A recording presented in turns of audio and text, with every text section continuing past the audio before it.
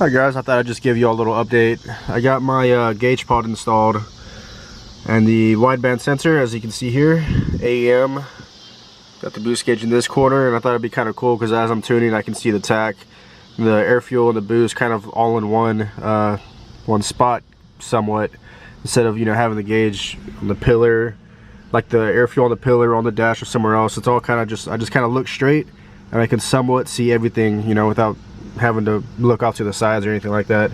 I've got it super rigged up. I've got the power and ground plugged into the yeah, I think this is the power mirror switch. I just found a power and ground in there just to like basically just watch it work. And I kind of, it's not going to work for now. I ran into some issues on where the O2 bungs are in my little test pipe and the downpipe, but basically the bung in the back of the test pipe is too far to the back, so it's going max lean, and I can't, there's not enough room to put the O2 sensor in the downpipe because we had to modify it, and it's like clocked just slightly to where the sensor actually hits the oil pan. But you know, I'll go ahead and crawl under there and show you what I'm talking about.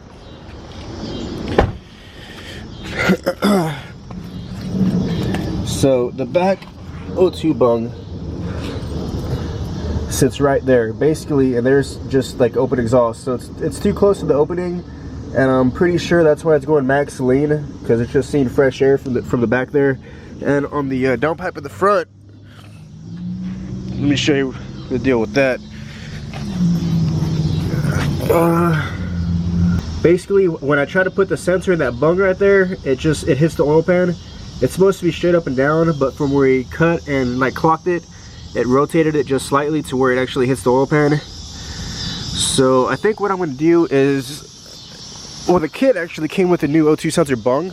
So I think what I'm going to do is have my buddy weld up this bung to the downpipe somewhere in this area, general area right here, which is better because the one on the bottom is straight up, and it's actually supposed to be like angled slightly, mainly so condensation of water don't contaminate the sensor. But when it's this high up on the downpipe, I don't think it matters. It can go straight out to the side, or I don't know if it could be too close to the turbo. It might. I think it's like a foot. Maybe look in the manual and see the recommendations on how far it has to be from the turbo. But yeah, I'm gonna have my buddy put it somewhere right here. I've already got the plug kind of half-assed routed over here. Probably gonna like run it under the core support. I've got it here and going to the firewall somewhere.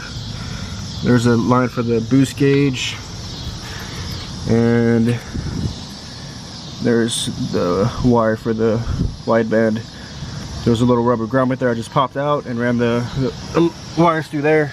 Alright, so that's where I'm at so far. Hopefully I can get my buddy Stevie to weld in this bung, and from there we'll be in business. Start tuning this thing, throwing those bigger injectors, and try and get it running on the 85. So alright, if you like the video, just like and subscribe. Thanks for watching. See you on the next one.